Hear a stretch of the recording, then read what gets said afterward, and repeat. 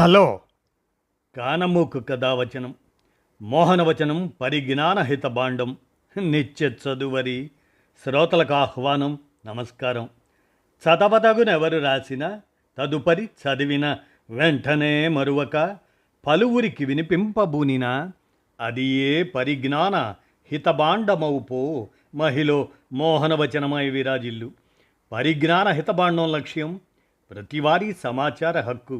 ఆస్ఫూర్తితోనే ఇప్పుడు కానమూకు కథావచనం మోహనవచనం సమకాలీన కథా సందేశం శీర్షికన ఎంవిఎస్ఎస్ ప్రసాద్ విరచిత కథ పేరు తిరిగి వచ్చిన మనశ్శాంతి అనేదాన్ని ఇప్పుడు మన కానమూకు కథావచనం శ్రోతలకు సమకాలీన కథా సందేశంగా వినిపిస్తాను ఈ కథను. ఇక కథలోకి ప్రవేశిద్దామా.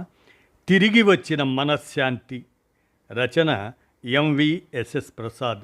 ఇక కథలోకి ప్రవేశిద్దాం. అమావాస్య రోజున తెల్లగా పున్నమి చంద్రునిలా మెరిసిపోతూ పుట్టాడని ముద్దుగా చంద్రుడు అని పిలుచుకున్నారు అమ్మా నాన్నలు. ఆ పేరు విని అతన్ని స్కూల్లో తోటి విద్యార్థులు చంద్రుడు ఇంద్రుడు అంటూ ఏడిపించేవారు. ఒకరిద్దరు టీచర్లు కూడా వేళాకోళంగా మాట్లాడేవారు.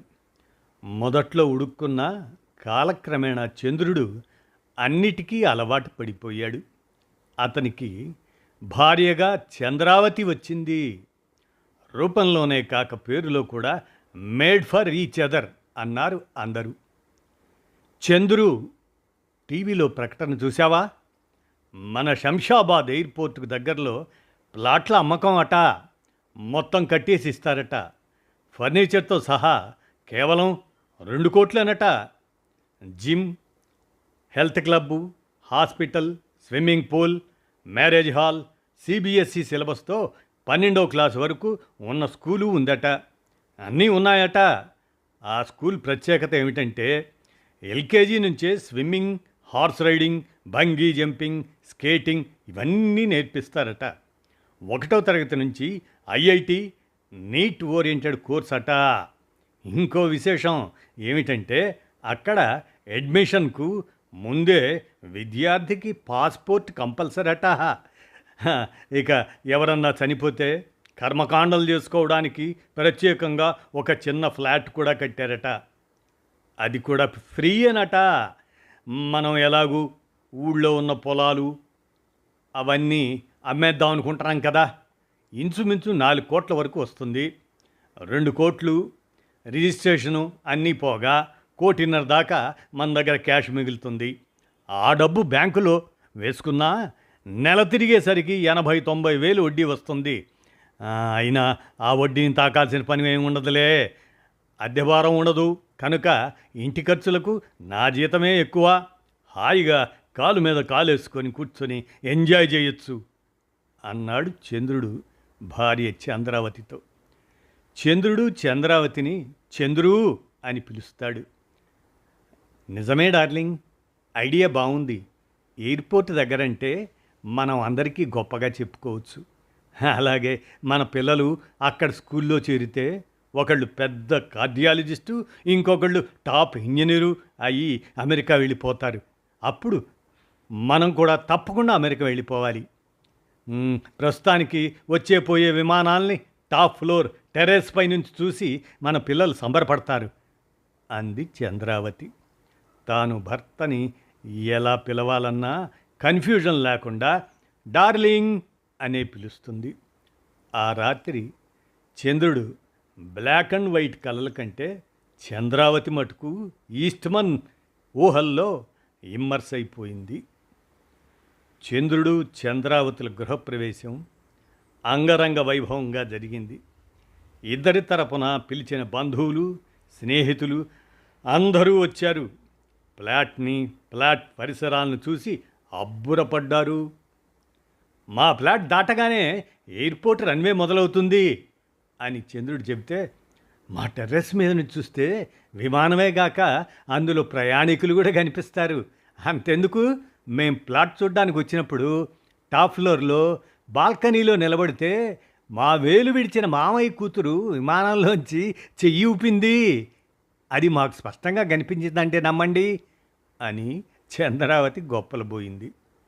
నూతన గృహప్రవేశ దంపతుల్ని కొందరు నిండు సంతోషంతో అభినందిస్తే, ఇంకొందరు అసూయతో ముక్తసరిగా శుభాకాంక్షలు తెలిపారు.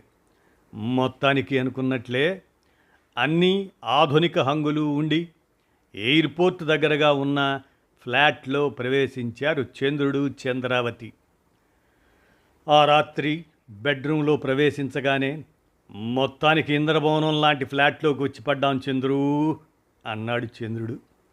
సంతోషంతో తబ్బిబ్బైపోయారు ఆ దంపతులు. అయితే సుఖాలు ఒంటరిగా వస్తాయి, కష్టాలు కట్టలుగా వచ్చేస్తాయి అనేది అతి త్వరలోనే తెలుసుకున్నాడు చంద్రుడు. ఇంద్రభవనానికి దేవతల తాకిడి ఎక్కువట, అలాగే ఎయిర్పోర్ట్ బాగా దగ్గరని చుట్టాలు స్నేహితుల తాకిడి విపరీతంగా పెరిగిపోయింది.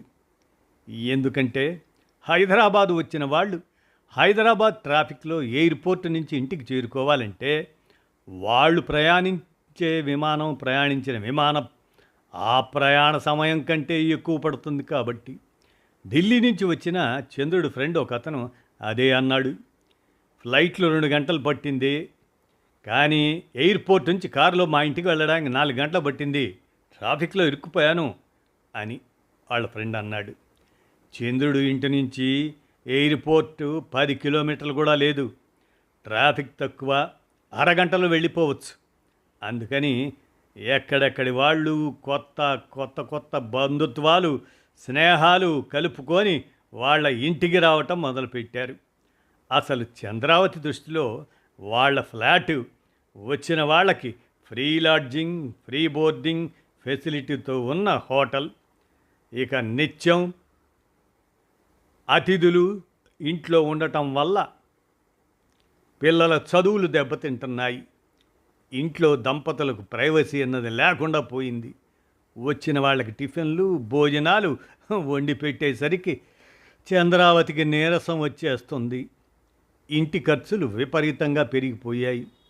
కాలు మీద కాలు వేసుకొని కూర్చోవచ్చని ఊహించిన చంద్రుడికి కాలు మీద నుంచి కాలు తీసివేయడమే కాకుండా ఇంట్లోకి సామాన్లు, కూరగాయలు తేవటానికి రెగ్యులర్గా పరిగెత్తాల్సి వచ్చింది. తనకు వచ్చే జీతమే గాక బ్యాంక్ వడ్డీలు కూడా ఏ మూలకి సరిపోవటం లేదు. ఎప్పుడు మిగులు బడ్జెట్లో ఉండే తన ఆర్థిక వ్యవస్థ లోటు బడ్జెట్లోకి వెళ్ళిపోయింది. ప్రాణావసరం వస్తే తప్ప ముట్టుకోకూడదని చంద్రుడు, చంద్రావతి వేసుకున్న ఒట్టు పక్కకు పెట్టి మొదటిసారిగా డిపాజిట్లో కొంత మొత్తం తీయాల్సి వచ్చింది. ఆ ఇద్దరి మనస్సులు బాధతో మూలిగాయి. కానీ బయటికి వినపించని ఆ మూలుగులు వచ్చే అతిథుల్ని ఆపలేకపోయాయి, వారి సంఖ్యను తగ్గించలేకపోయాయి. ఏదైనా విమానం ఎయిర్పోర్ట్లో దిగుతుంటే ఇంటికి అతిథులు ఎవరన్నా వస్తారేమో అన్న భయం పట్టుకుంది ఆ ఇద్దరికి. ఎప్పుడన్నా ఎవరూ ఇంట్లో లేనప్పుడు ప్రశాంతంగా పడుకుందామన్నా, లేక ఏ టీవీయో చూద్దామనుకున్నా కుదరడం లేదు. నిమిషానికో విమానం చెవులు చిల్లులు పడేలా శబ్దం చేసుకుంటూ వెళ్ళి గుండె దడ తెప్పిస్తుంది. అలాగే రాత్రిళ్ళు బీపీ పెంచే శబ్దంతో పాటు కొన్ని విమానాల లైట్లయితే ల్యాండింగ్ టైంలోనో టేకాఫ్ టైంలోనో ఇల్లంతా ఎంత దళసరి కట్టెలు వేసుకున్నా వాటి గుండా లోపలికి వచ్చి ఇబ్బంది పెడుతున్నాయి. రాను రాను బంధువుల, స్నేహితుల రాకపోక ఒకవైపు బాధ పెడుతుంటే, విమానాల రొద ఒకవైపు చంద్రుణ్ణి, చంద్రావతిని హోరెత్తేస్తున్నాయి.